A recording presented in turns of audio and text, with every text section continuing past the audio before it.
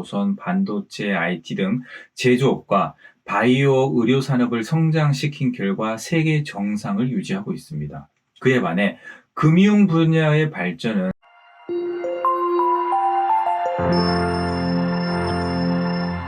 안녕하세요. 해외금융 읽어주는 남자 행남TV입니다. 한국은 역사상 유례없는 무에서 유를 창조해가며 세계 경제대국으로 성장했습니다.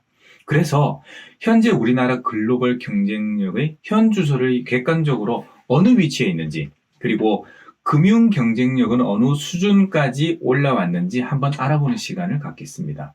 끝까지 시청하시면 이에 대한 명쾌한 해답을 얻을 수 있습니다. 매년 국가 경쟁력의 현 주소를 객관적으로 평가하는 기관이 크게 세계경제포럼, 스위스 국제경영개발대학원이 있습니다. 이 두 기관의 국가 경쟁력 지수는 한국의 공공기관에서 여러 연구에서 널리 활용되고 있을 뿐만 아니라 국가정책 결정의 중요한 자료로 사용되고 있다고 이 논문에서는 전합니다. WEF는 기본환경, 인적자원, 시장, 혁신, 생태계 크게 4개 분야, IMD는 경제성과, 정부 효율성, 기업 효율성, 인프라 크게 4개 분야로 국가 경쟁력을 전체적으로 종합평가하고 있는데, 평가 결과가 들쑥날쑥한 이유는 평가 방법의 차이에서 비롯된다고 이 신문 기사에서 전하고 있습니다. WEF는 설문조사 비중이 70%, 통계 비중이 30%로 반영되고, IMD는 설문조사 46%, 통계 54%를 반영되고 있다는 점 기억하시고 다음 국가 경쟁력 순위를 참고하시면 됩니다. WEF는 2019년도에 141개 국가 중 한국의 순위가 13위, IMD는 2022년도에 63개 국가 중 27위로 평가하였습니다. WEF의 평가 결과를 보면 한국의 거시경제 안정성 등 경제 체질과 혁신 역량 등이 우수한 것으로 나타났습니다. 먼저 거시경제 안정성과 정보통신기술 보급 항목은 전년과 올해 모두 1위를 차지했지만 노동시장과 금융, 기업, 활력 분야는 상대적으로 낮은 점수를 받았습니다.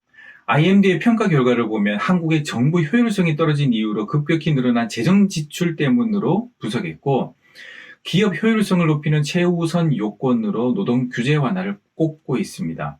이번에는 제가 직구로 가입하고 있는 나라의 국가 경쟁력과 금융 경쟁력은 어떤지 알아보겠습니다. 2019년도 WEF의 평가 결과에 따르면 국가 경쟁력은 홍콩이 3위, 미국이 2위, 한국이 13위에 랭크되어 있어요. 금융 소비자에게 더 중요한 건 국가 경쟁력보다 금융 경쟁력이겠죠. 금융 시스템은 홍콩이 1위, 미국은 3위, 한국은 18위로 평가되고 있습니다.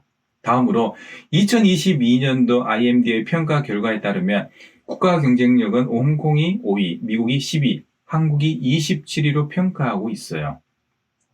우리에게 중요한 금융 시스템은 홍콩이 5위, 미국이 6위, 한국은 23위에 랭크되어 있습니다. 끝으로 국가 경쟁력과 금융 경쟁력의 현 주소를 알아봤는데요. 한국의 국가 경쟁력은 반세기 동안 끊임없이 달려온 결과로 역사상 유례없는 경제 성장을 이루었어요.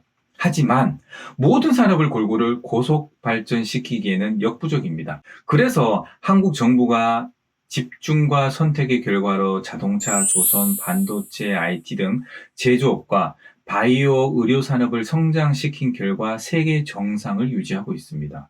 그에 반해 금융 분야의 발전은 국가 경쟁력에 비해 크게 떨어질 수밖에 없는 것이 현실입니다. 우리 애가 정말 축구를 잘한다고 하면 유럽 리그로, 농구를 잘한다면 미국 NBA, 야구를 잘한다면 미국 MLB로 보내겠죠.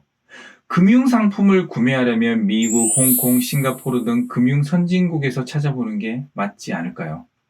오늘 내용이 도움되셨다면 구독과 좋아요 꼭 눌러주세요. 앞으로도 좋은 영상으로 찾아오겠습니다. 지금까지 시청해 주셔서 감사합니다. 행복한 하루 보내세요.